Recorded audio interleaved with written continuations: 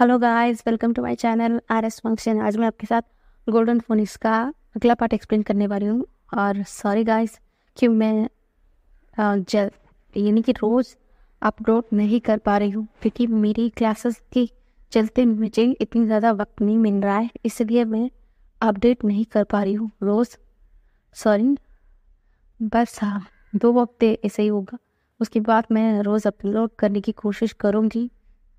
Sorry guys, चलिए अब कहानी की ओर बढ़ते हैं। हमने पिछले पार्ट में देखा था कि नैन्जन को सब कुछ याद आ गया है। याद आते ही वो वेंग को देखता है और वेंग को गले लगा लेता है और बोलता है, माफ़ कर देना वेंग, ये सब कुछ मेरी वजह से हुआ। मैं अच्छा नहीं हूँ, फिर भी मुझे कभी भी छोड़कर मत जाना वेंग। अब तेरे बिना मैं जी नहीं पाऊंगा। वो वक्त मैं कैसे गुजारा था ये सिर्फ मुझे ही पता है। बस इस बार ऐसा नहीं होगा। मैं इस बार कोई भी गलती नहीं करूँगा विंग, बस मुझे छोड़कर कभी भी मत जाना। ऐसे बोलकर रो रहा होता है। तभी विंग कहता है, उसमें तुम्हारी कोई भी गलती नहीं थी लांजा, ये सब कुछ तुम्हारी मदर फादर की गलती है। तुमने कोई भी गलती नहीं थी। तुम तभी भी बहुत प्योर वो आंगन जो थी और अभी भी वही हो। कभी भी अपने आप को उन सबके लिए दोषी देना बंद करो। ये सब उन लोगों की गलती है, उन लोगों की सोच की गलती है, ना कि तुम्हारी। तुम तो बहुत इनोसेंट थे उस वक्त, और अभी भी हो लांसा। कभी भी इन सब के लिए अपने आप को दोष देना बंद कर देना, ऐसा बोलते हैं। तभी वहाँ पर जब लोग जैसे ही लंदन की आवाज़ सुनते हैं तो सब लोग ना कमरे की ओर आ रहे होते हैं, और वो सब लोग इन दोनों की ये बातें सुन लिए थे।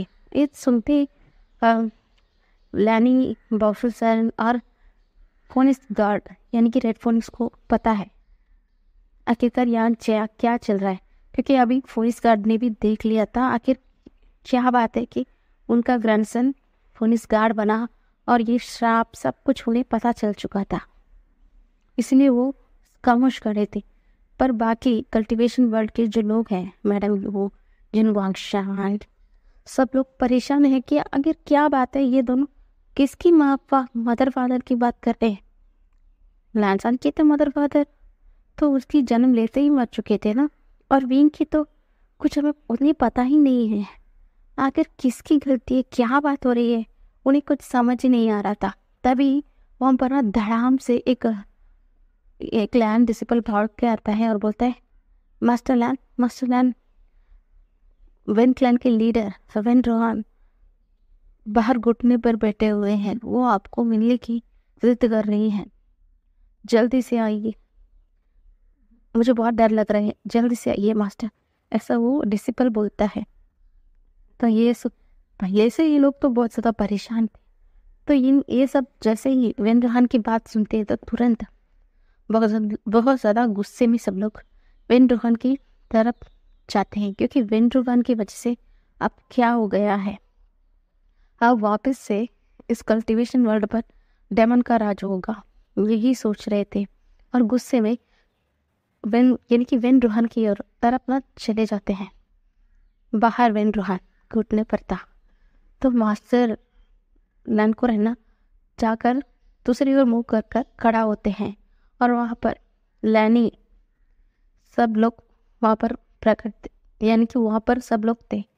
तो वेन रोहान ना जल्दी से जाकर बाउशल सरन और गार्ड फोनिक्स सबके पैरों पर गिरता है और माफ़ी मांगता है, हमें माफ़ कर दीजिए गार्ड, कुछ कीजिए, नहीं तो सब कुछ ख़त्म हो जाएगा। वो इस कल्टीवेशन वर्ल्ड को भी ख़त्म कर देगा और हमें भी और मुझे भी। मैंने बीइंग का सच उससे छुपाया है कि बीइंग के पास उन लोगों की आदि पावर्स है, इसलिए अब सब कुछ खतरे में है, कुछ कीजिए। मैं अपने इसलिए अहंकार में आकर मैं सब कुछ बर्बाद कर चुका हूँ, कृपया कर मेरा मदद कीजिए, नहीं तो सब कुछ खत्म हो जाएगा, ऐसा बोलते हैं। तो फोनिक्स गार्ड बोलते हैं, उठ जाओ, हर कोई कभी ना कभी गलती करता है, उन लोगों ने सिर्फ एक मौके का तलाश करते हुए इतने साल तक वो इंतज़ार कर रहे थे। तुमने उनके जो इंतज़ार को ख़त्म कर दिया। इसकी वजह से अब वो वापस से कल्टीवेशन वर्ल्ड पर आ गए हैं। तुम अपने आप को बुरा मत मानना। वो किसी न किसी तरीके से यहाँ आने की कोई ना कोई प्रबंध कर लेते हैं।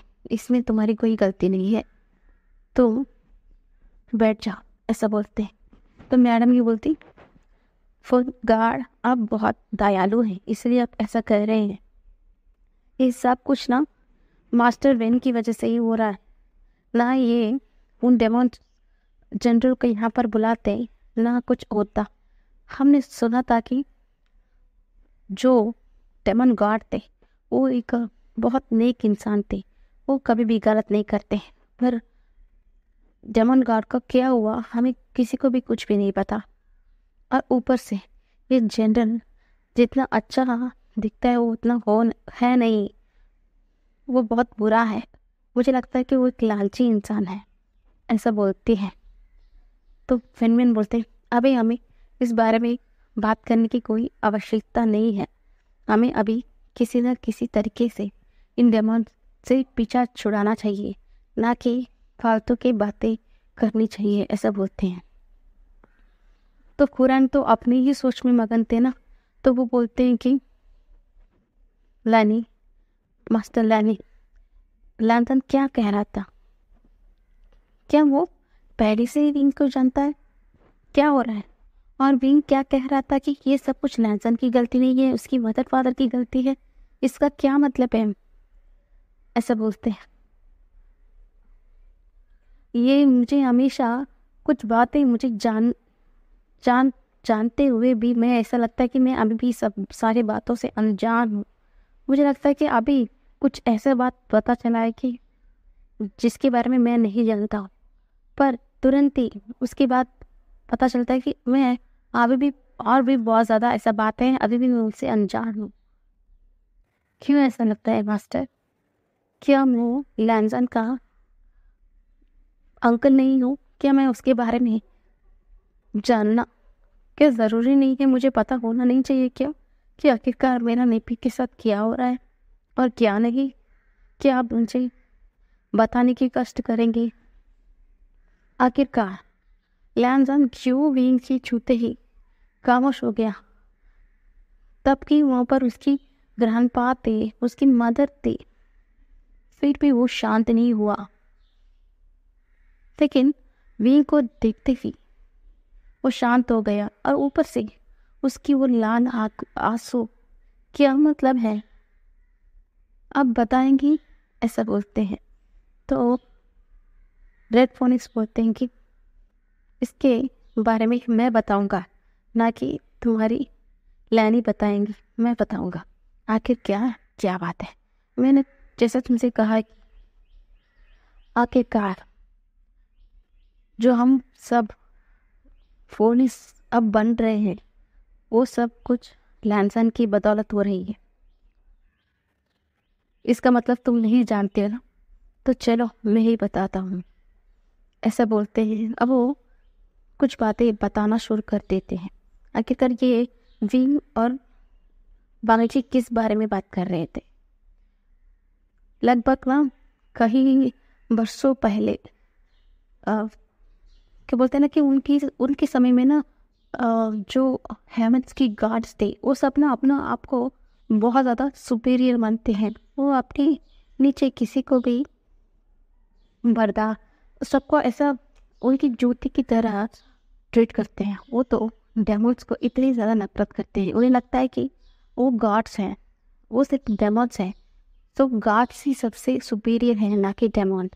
हमेशा उन लोगों ना डेमोन्स को नीचा दिखाते हैं, क्योंकि गॉड्स के पास इतनी ज़्यादा पावर्स थी कि वो डेमोन्स को भी मार सकते थे और उन्हें अपने कदमों के नीचे ला सकते थे।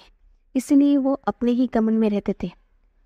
जब उस समय में ना जो सुपीरियर होते हैं गार्ड्स में, जो हाई पोजीशन रखते हैं, उन सभी की घर में ही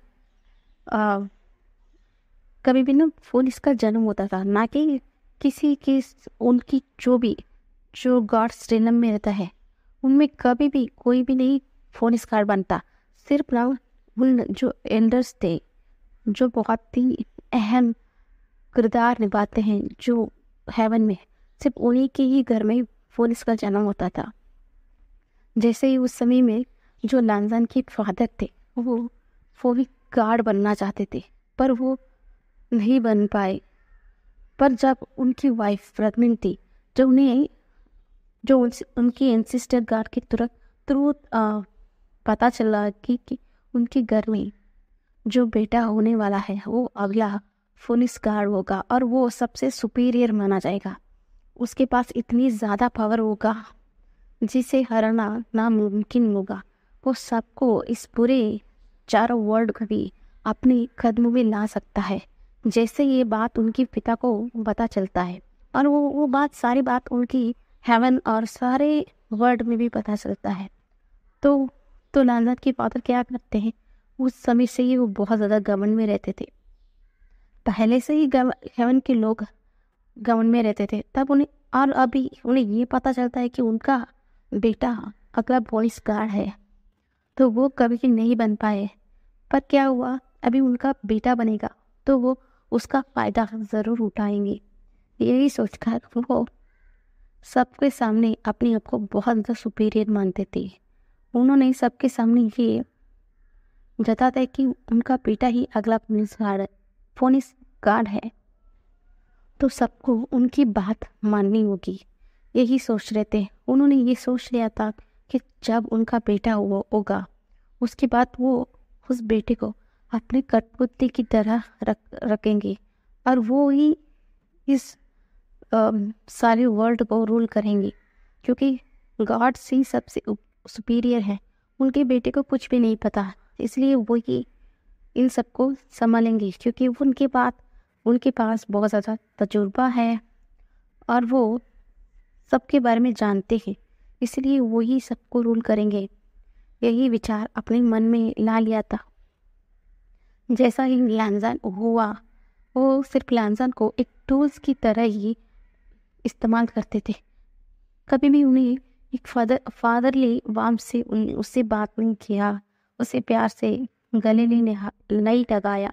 हमेशा सिर्फ उनसे रूल्स रेगुलेशन, गार्ड्स को ऐसा रहना चाहिए, ऐसा पीना चाहिए, ऐसा उठना चाहिए, ऐसा सबसे बातें करना चाहिए, हम हमेशा ऐसे दिखाना चाहिए, ना कि प्यार और भावना में बह जाना चाहिए। ऐसा ना उसे बचपन से ही सख्त बनाया था। उसकी मदर भी कुछ ऐसे ही थी। वो भी अपनी हस्बैंड की सारी बात मानती थी। वो भी कभी भी अपने बेटे को बहुत प्यार से परवरिश नहीं की। उन्हें हमेशा सख्त ही रखा। एक बच्चा था, एक बच्चे को हमेशा प्यार ही चाहिए होता, ना कि पावर, ये सब कुछ। पर ये इन दोनों ने नहीं समझा। हमेशा लांजान को अपने ही इशारों पे नचवाया था और लांजान को हमेशा से प्यार की तलाश थी। ऐसे ही साल बीते जा रहे थे और जैसे जैसे लांजान बड़ा हो रहा था, उसकी पावर्स भी बहुत हद से ज़्यादा बढ़ते ही जा रहा था। और इससे लांजान की फादर बहुत ज़्यादा घमंड में आ गए थे। उन्हें ऐसा लगने लगा कि अब उनके पास सब कुछ है और अब सब कुछ उनके कदमों के नीचे है, ऐसे लगने लगा। और सबको वो अपने घुटने पर लाने लगे और ऊपर से वो डेमोस को कुछ भी नहीं समझते थे। ऐसा ही वक्त बीतता चला जा रहा था। जैसे ही लांजान अपने 16 साल कर आता है, उन्हें पता चलता है कि उसका एक मेट है। अब वो जैसा ही अपना 18 साल का होगा, उसके पास उसका मेट आ जाएगा, ऐसा पता चलता था। तो वो सोचता है कि उसके मदर फादर से तो उसे प्यार कभी भी नहीं मिला, फाइनली उसका मेट तो उसे प्यार करेगा, यही सोचता था। पर लांजान जैसे ही अपना 18 साल का हुआ, सबको अपना मेट मिल चुका था, पर लांजान को यही मिला था। और इससे बहुत ज़्यादा दुख होता था। उसे लगता था कि उसके ज़िंदगी में क्या माँ बाप का प्यार भी नहीं है, क्या उसका ज़िंदगी में कभी भी मेट का भी हैप्पीनेस नहीं आएगा। यही सोचकर वो उसके बाद से कभी भी मेट वाली बातों पर विश्वास ही नहीं कर रहा था। वो अपनी मदर फादर की जो भी बात है वो सब कुछ बिना उंगली उठाए उनकी सारी बातों पर हामी भरता था। वो ये नहीं सोचता था कि क्या उनकी मदर फादर सही कर रहे हैं या गलत। बस उनकी माँ मदर फादर कह दिया, बस उसके लिए वही सब कुछ है।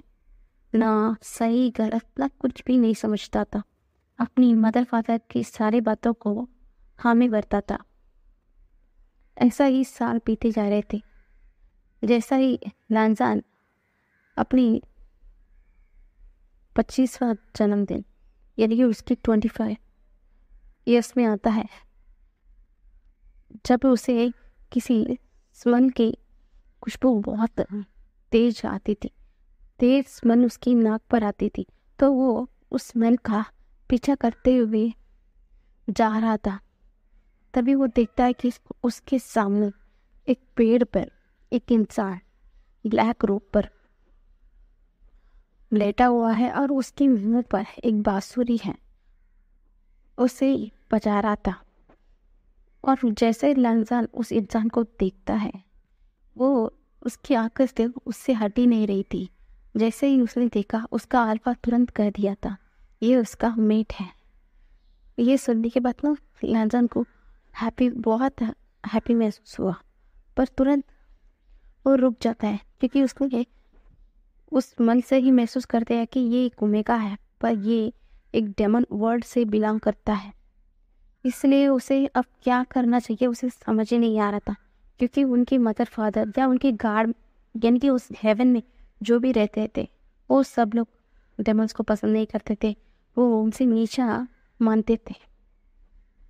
क्या उसकी मदर फादर इससे अग्री होंगे कि उनकी बेटे का जो मेल है वो एक डेमन वर्ल्ड से बिलोंग करता है? क्या उसकी मदर फादर कैसे अग्री होंगे? यही सोच रहे थे, यही सोच रहा था, और वो एकदम बहुत ज़्यादा सैड हो गया था। पर विंग को जैसे ही मैसेज था कि उसके आसपास कोई है, तो वो तुरंत उसके पास दौड़कर जाता था। वो विंग अभी 18 साल का था, तो उसे भी अपने मेट का एहसास हो चुका था। तो वो तुरंत लंदन के पास जाकर बोलता है कि मेट, मेरे मेट, फाइनली मैं अपनी मेट से आज मिल चुका हूँ। ऐसा बोलकर वो बहुत ज़्यादा हैप्पी हो जाता है और वो तुरंत लैंजान को एकदम गले लगा लेता है। और इस हरकत से लैंजान एकदम स्टिफ खड़ा हो जाता है, क्योंकि उसे कभी भी उसकी मदर फादर ने टच नहीं किया था, उसे हक नहीं किया था। वो उसके लिए क्रेविंग करता था, फिर भी उसे कभी भी उस मदरली वार्म या फादर जैसा प्यार कभी भी नहीं मिला था। हाँ, उसे बहुत अच्छा लगा था विंग का ये जो स्टेप उसने किया था कि उसे हक किया था। लहसन को वो बहुत ज़्यादा पसंद आया, वो बहुत ज़्यादा हैप्पी था अपने मन में। पर लहसन अपने चेहरे से वे कुछ भी नहीं दिखाता था, क्योंकि बचपन से जिस तरीके से उसे बड़ा किया गया, वो अपने फेस से कभी भी अपने कोई भी इमोशन को बाहर नहीं लाता है। और विंग ना सिर्फ बोले जा रहा था, हाँ मैंने अपनी मेट को ढूंढ लिया है। आपको पता है मेरा नाम बेभूषण है और मैं डेमन वर्ल्ड से बिलोंग करता हूँ। वो उसकी बात वो डेमन है, पर उसके पास क्या पावर्स है क्या नहीं वो कुछ भी नहीं बताता। सिर्फ वो ये बताता है कि वो सिर्फ डेमन वर्ल्ड से बिलोंग करता है, इतना ही बताता है। तो लांसर ना उसे एकदम दूर रखता है, बोलता है कि हाँ, पर हम कभी भी एक नहीं हो सकते, क्योंकि तो डेमन है और मैं एक गॉड हूँ, फोनिस गॉड हूँ मैं, और मेरी और तुम्हारी कभी भी मीटिंग नहीं हो सकती है और हम एक दूसरे के कभी भी करीब नहीं आ सकते, इसलिए तुम्हें मुझे भूल जाना ही होगा।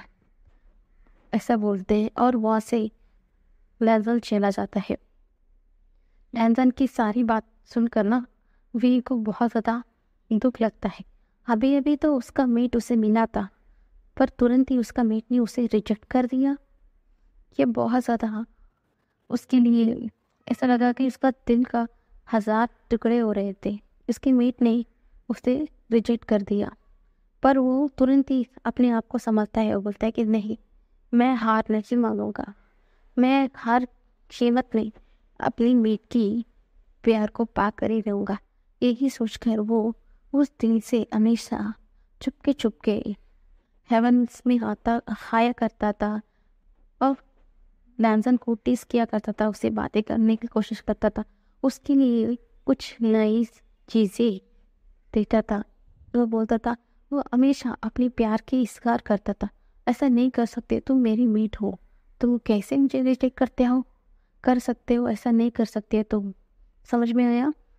ऐसा बोलकर हमेशा वो लैंसन के पीछे पीछे जाता था और लैंसन की जो फोनिस की रूप को भी हमेशा निखारते करता था। वो बोलता कि हाँ, मेरा मेट कितना ज़्यादा प्यारा है, कितनी ज़्यादा तेजस्वी है, यही बोलता था।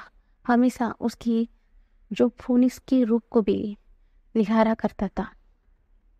ऐसा ही दिन बीतते जा रहे थे और लैंजान कब पूरी तरीके से विंग के प्यार में पड़ चुका है उसे ही पता नहीं चला। उसे अगर एक दिन भी विंग उससे मिलने न आए ना, उसका मन उस दिन पूरा दिन बेचैन रहता था। क्यों नहीं आया विंग आज उससे मिलने? क्या विंग ठीक है? क्या विंग को कोई बुखार तो नहीं हुआ? क्या विंग कोई मुसीबत में है? क्यों नहीं विंग उससे मिलने आया? यही सोचकर वो हमेशा परेशान हुआ करता था। पर वो कभी भी बदले में वो विंग को देखने के लिए नहीं जाता था, बस विंग के ही आने का इंतज़ार करता रहता था। उसके ये जो बदला हुआ रूप उसके मदर फादर को भी धीरे धीरे पता चल रहा था और उसकी मदर फादर को भी ये पता चल चुका था कि अभी उनके जो बेटा है लांजा, उसका एक मेट है और ऊपर से वो एक डेमन वर्ल्ड से बिलोंग करता है और उन्हें भी विंग के बारे में उतना ज़्यादा तो नहीं पता है। पर जैसे ही पता चला कि अब लैंसन भी उसे पसंद कर रहा है और उसके चलते वो अब उनकी जो रूल्स है उसे तोड़ने की भी कोशिश कर रहा है, ये सब कुछ उन्हें पता चलता है ना, वो सब लोग इतनी ज़्यादा गुस्से में आ जाते हैं। उनकी मदर फादर, वो एक मामूली सी डेमन और वो हमारे बेटे जो अगली गॉड है और इस चारों वर्ल्ड को रूल करने वाला है, उसके पीछे पड़ा हुआ है। मैं इस मेट को नहीं मानता। मैं अपनी पसंद की एक ओमेगा देख कर ही अपनी बेटी की शादी करवाऊंगा, ना कि उस डेमन वर्ल्ड की एक मामूली सी ओमेगा के साथ तो नहीं करवाऊंगा। वो उसका मेट हुआ तो क्या हुआ? अगर मैं नहीं चाहता हूँ कि मेरा बेटे के साथ उसका शादी हो तो नहीं होगा। मैं उसका फादर हूँ और मैं जो चाहता हूँ वही होगा, ना कि कुछ भी। यही सोचकर वो कुछ प्लान बनाते हैं और लैंसन पूरी तरीके से विंग के प्यार में पड़ चुका था। और एक दिन लैंसन को पता चलता है कि विंग डेमन वर्ल्ड में उनका डेमन गॉड है, ना कि वो एक मामूली से डेमन। और इसे सुनने के बाद तो लैंसन एकदम और ज़्यादा विंग के प्यार में पड़ जाता है, क्योंकि उसने आज तक इतनी सिंपल सा एक गॉड को नहीं देखा था। क्योंकि विंग ना कभी भी अपनी शक्तियों का, अपनी जो पावर्स है उसके बारे में कभी भी क्या बोलते हैं बड़ी बड़ी बातें नहीं करता था।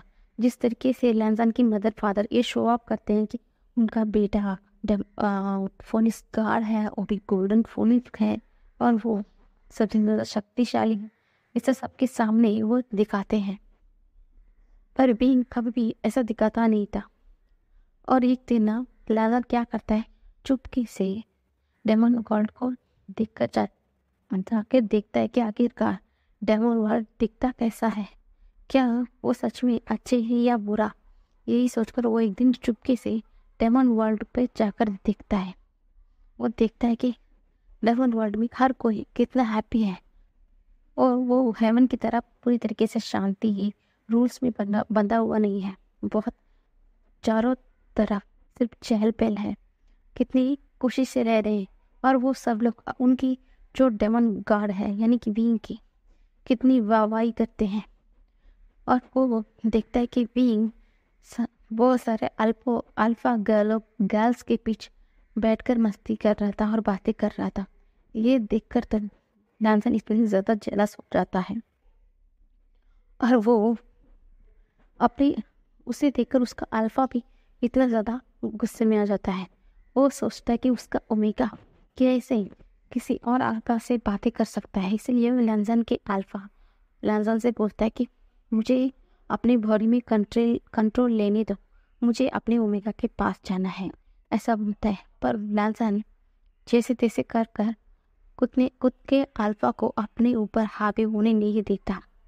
वो अपने हाथ को मुट्ठी बनाते हुए वहाँ से वापस हेवन में चला जाता है और उसके पूरा दिन विंग की वो हंसी उन सारे हेल्पर गर्ल्स के पीछे जो बैठा हुआ था उसे देखकर इतना ज़्यादा जेलस हो गया था। वो भी पूरी तरीके से श्योर हो गया कि वो विंग से बहुत ज़्यादा प्यार करता है, उसके बिना वो रह नहीं पाता है और वो इसलिए थोड़ी देर अकेला रहना चाहता है। यही सोचकर वो अकेला चला जाता है। वो सोचता है कि वो बचपन से अपनी मदर फादर की अटेंशन चाहता था, वो प्यार चाहता था, पर उसे कभी भी नहीं मिला। पर अब उसे वो अटेंशन विंग से मिल रही है और वो उसे कितना ज़्यादा प्यार करता है, उसके लिए क्या कुछ नहीं करता।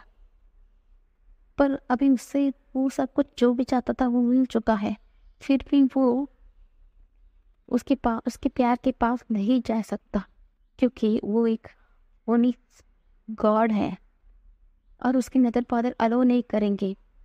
वो ये भूल ही चुका था कि वो गॉड है, ना कि उसकी मदर फादर। वो ही सब पर रूल कर सकता है, ना कि वो लोग कौन होते हैं कि उन्हें उसे यानी कि जो फोनिक्स है, गोल्डन फोनिक्स है, उसे कोई भी कंट्रोल नहीं कर सकता। काश ये लैंसन समझ पाता, पर खैर लैंसन इस बातों को समझ नहीं पाया था। और ऊपर से जो लैंसन के फादर मदर थे उन्होंने भी पता करवा दिया था कि विंग कौन है और इसके पास क्या शक्ति है। जब उन्हें पता चलता है कि विंग ओमेगा है और ऊपर से वो डेमन वर्ल्ड की गॉड है, ये पता चलने के बाद ना लैंसन के फादर को ये ख्याल आता है कि नहीं, अब मैं अपनी बेटी को उसके करीब नहीं जाने दे सकता, नहीं तो मेरा इतने सालों का मेहनत एकदम मिट्टी में मिल जाएगा। इसलिए अब मुझे कुछ तो करना होगा। ये सोचकर वो अपने जो एल्डर्स थे उनसे इस बारे में डिस्कस करते हैं कि वो बताते हैं कि उनका बेटे का मेट एक डेमन है, डेमन के गॉड है। फिर भी वो लोग अपनी शक्तियों में इतना ज़्यादा घमंड कर बैठे थे कि वो लोग ने लैंसन के फादर से कहा, वो डेमन गॉड है तो क्या हुआ, हम ही सबसे ज़्यादा सुपीरियर है। और हाँ, और लैंसन आपकी बात मानेगा, ना कि किसी और के बात। इसलिए हमें अब उस डेमन को ख़त्म करना चाहिए। हमारे पास इतना ज़्यादा पावर्स है कि हम उस डेमन को भी ख़त्म कर सकते हैं। अब आपको पता नहीं है क्या हमारा एंसेस्टर ने हमसे क्या आशीर्वाद दिया था कि हमारे पास इतनी ज़्यादा पावर्स है कि हम डेमन को भी हरा सकते हैं, ऐसा कहा था। तो वो लैंसन के फादर कहते हैं हाँ, हम मार सकते हैं, फिर भी वो पूरी तरीके से मार नहीं सकता। तो उसमें एक एंडर होता है कि हाँ, पर वो खुद अपने आप को मार सकता है तो वो कभी नहीं आ सकता। तो लैंसन के फादर कहते हैं क्या मतलब है आपका।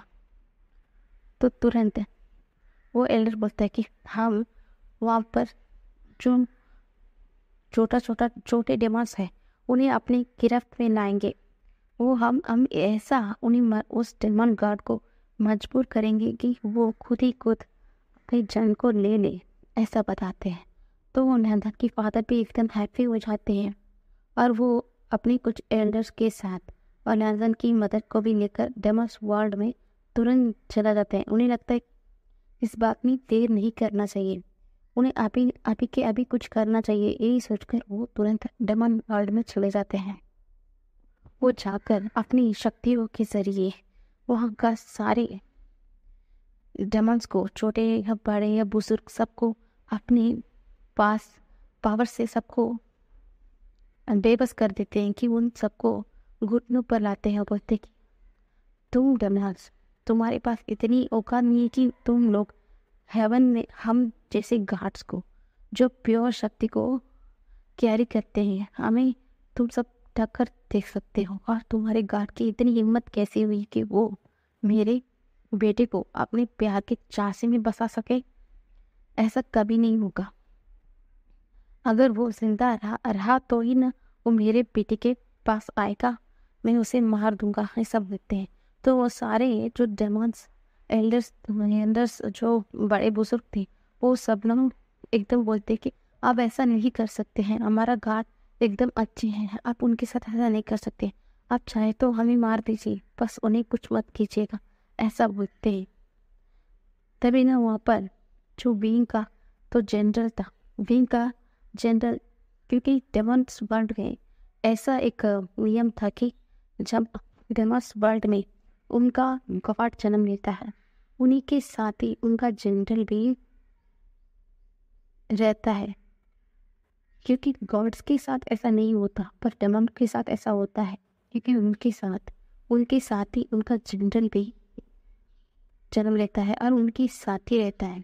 वो कभी भी अपने मास्टर को छोड़कर नहीं जा सकता। इसलिए वहाँ पर वेनिंग वेनिंग विंग का जनरल था, वो तुरंत जैसा महसूस करता है कि उनके वर्ल्ड में किसी ने ज़बरदस्ती घुसा है और उनके लोगों को बंदी बनाया हुआ है, ये महसूस करते ही वो तुरंत भागकर वहाँ जाता है। वो देखता है कि वहाँ पर हेवन के लोग आए हुए हैं और वो उनकी वर्ल्ड के सारे बच्चे और बड़े को भी घुटने पर बैठाया हुआ है। ये देखने के बाद वो बहुत ज़्यादा गुस्से में आ जाता है। वो बोलता है कि आप क्या कर रहे हो, ऐसा बोलते हैं। तो वो हेवन में जो हैंसन की फादर थे, वो बोलते हैं अच्छा तुम्हारे गॉड नहीं आए, उनके जो जनरल तुम आए हो क्या? ठीक है, पहले हम तुम्हें मारते हैं, उसके बाद तुम्हारा जो मास्टर है हम उसे भी मारेंगे। उसकी हिम्मत कैसी हुई जो मेरे बेटे के ऊपर नजर रखने की? ऐसा बताते। तो विनिंग बोलता है कि ऐसा कैसे बोल सकते हैं, वो दोनों मेट हैं, वो आप ऐसा नहीं कर सकते, ऐसा बोलते हैं। तो लैंसलॉट के फादर हंसते हैं। मेट? कैसी मेट? मेरे बेटे ने कभी भी क्या विंग को अपनी मेट माना है? नहीं माना है। सिर्फ तुम्हारा जो गॉड है वही अब मेरा बेटे के पीछे हमेशा पड़ चुका है, और मैं नहीं चाहता हूँ कि किसी किसी की वजह से मेरा बेटा परेशान हो। इसीलिए मैं आज तुम्हारे गॉड को मार दूंगा, ताकि किसी की भी हिम्मत नहीं हो कि वो मेरे बेटे के पास आकर उसे परेशान कर सके। ये कभी भी नहीं हो सकता। और तुम्हें क्या लगता है कि मैं मेरे बेटे को बिना बताए यहाँ पर आ चुका? नहीं, मेरे बेटे ने ही मुझे परमिशन दिया है। वो हेवन की गॉड है, वो चारों वर्ल्ड की गॉड है, उसी ने मुझे यहाँ पर आने की परमिशन दिया है। उसके बाद जाकर ही मैं यहाँ पर आया हूँ। तुम्हें लगता है कि उसे नहीं पता होगा कि मैं यहाँ पर क्या करने वाला हूँ?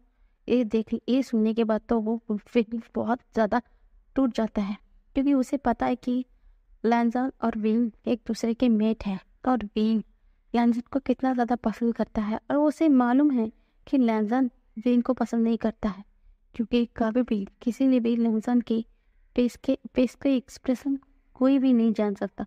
वो हमेशा कोल्ड था, इसलिए उसे भी पता नहीं कि क्या सच में लैंजन विंग को पसंद करता है कि नहीं। जैसे ही उनके फादर ने कहा कि उसके बेटे यानी लैंजन ही यहाँ पर बेटा है, उसी ने विंग को मारने के लिए भी कहा है। ये सुनने के बाद तो विनिंग इतना ज़्यादा गुस्से में आ जाता है। वो बोलता है कि हाँ, अगर उन्होंने ही कहा है कि मेरे मास्टर को मारने के लिए, तो उसके पहले आपको मुझसे सामना कर कर मेरे मास्टर तक पहुंचना होगा। ऐसे बोलकर वो उन सबसे फाइट करने लग जाता है। फाइट बहुत देर से फाइट करता है, और जैसे ही अपनी जनरल की खतरे में है उसे महसूस करते ही वहाँ पर विंग भी आ जाता है। विंग आकर देखता है कि वहाँ पर हेवन की जो लोग हैं वो सब लोग मिलकर अब उनके लोगों को बंदी बनाया हुआ है और उनकी जो जनरल है वो ऊपर से जनरल से ज़्यादा विंग का करीबी दोस्त है, उससे भी नुकसान पहुंचा रहे हैं। ये देखने के बाद विंग इतना ज़्यादा गुस्से में आ गया है कि वो ना कुछ ना देखता है ना समझता है। वो तुरंत ही वहाँ की बहुत सारे एल्डर को मारने लग जाता है और इन दोनों के बीच में इतनी ज़्यादा फियर्सफुल फाइट होती है। तो उस मौके का फायदा उठाते हुए लैंसन की मदद तुरंत हेवन में चली जाती है और बोलती है कि लैंसा, तुम्हें पता है कि हमने सोचा कि आज हम तुम्हें तुम्हारे मेट से शादी करवाने की बात करने के लिए जाएंगे। हमने हमारे एल्डर के साथ गए थे, पर तुम्हें पता है कि क्या हुआ? तुम्हारे जो मेट है वो हम पर हमला कर दिया। वो हमारे सबको हरा कर हमारे पावर्स चाहता है। वो अच्छा इंसान नहीं है बेटा, और तुम्हें पता है कि वो सबको मार रहा है, ऐसा बताते हैं। वो सिर्फ इतना दिखाते हैं कि लैंसन की आंखों के सामने की विंग की सबको मार रहा है, ना कि याउसा की फादर ही ये सब कुछ कर रहे हैं। उसे इतना ही बताते हैं कि ये सब कुछ विंग कर रहा है। तो लैंसन इतना ज़्यादा गुस्से में आ रहा है कि विंग ऐसा कैसे कर सकता है। और उनकी फादर और मदर उन दोनों के रिश्ते के बारे में बात करने जा रहे थे, पर वो कैसे कर सकता है। वो क्या क्या सपना सजा बैठा था अपने मन में, पर विंग ने ये क्या कर दिया। सच में ऐसे कर कर उसे इतना ज़्यादा गुस्सा आ जाता है कि वो ना सही गलत ना कुछ भी फर्क नहीं देखता। वो तुरंत डेमन वर्ल्ड पर आ जाता है, पर उसके जो सेवक था, जो उसके जो खाना पीना सब कुछ देखता था, उसे सब कुछ पता था। वो तुरंत लैंसन को बताने के लिए जाने वाला था, पर उसकी मदर ने उसे बंदी बनाकर उसके मुंह पर स्पेल करा दिया था, इसलिए वो कुछ भी बोल नहीं पाता था और उसे वहां पर बेहोश कर देते हैं। और वो भी तुरंत ही डेमन वर्ल्ड पर चले जाते हैं। वो सोचते हैं कि हाँ, आज मेरे बेटों की हाथों से ही मैं उसकी मीट का डेथ करवाऊंगी, ऐसा सोचती हैं। और जैसा सोचा था, लैंसन इतने गुस्से में आकर एक ही पल में अपनी चारों शक्तियों से हाथ का पूरा बवंडर खड़ा कर देता है। उसकी वजह से वहाँ पर जितने भी डेमोन्स थे उन सबका उसी वक्त मृत्यु हो जाता है। बच्चों को छोड़कर सारे डेमोन्स उसी जगह पर मर चुके थे। और इसे देखने के बाद तो विंग पूरी तरीके से टूट जाता है। वो क्या उसकी इतनी गलती है कि वो उसने एक गॉड से प्यार किया। वो तो प्यार नहीं किया, उससे पता चला कि वो गॉड उसका मेट है, उसके बाद ही उसने लैंसन से प्यार किया। क्या इतनी गलती है? क्या डेमोन्स होकर एक गॉड को प्यार नहीं कर सकते? एक ऐसा रूल है। ऐसा बोलकर वो पूरी तरीके से टूट जाता है। वो एकदम ठंडा पड़ चुका था, पर लैंसन इतना ज़्यादा गुस्से में था ना, वो बिना कुछ सोचे समझे एक अपनी तलवार को विंग की ओर फेंक देता है। और उसी वक्त ना लैंसन के फादर भी कुछ स्पेल उस तलवार पर लगा देते हैं। जैसे ही वांची को होश आता है कि उसने क्या कर दिया है, उसलिए वो तुरंत उसे रोकने की कोशिश करता, पर उससे ज़्यादा देर हो चुकी थी। वो तलवार तुरंत विंग को लग चुकी थी। जैसे ही उस तलवार विंग के ऊपर लगती है तो विंग उसी वक्त धुएं में कन्वर्ट हो जाता है और लैंसन पूरी तरीके से उसी वक्त बेहोश हो जाता है।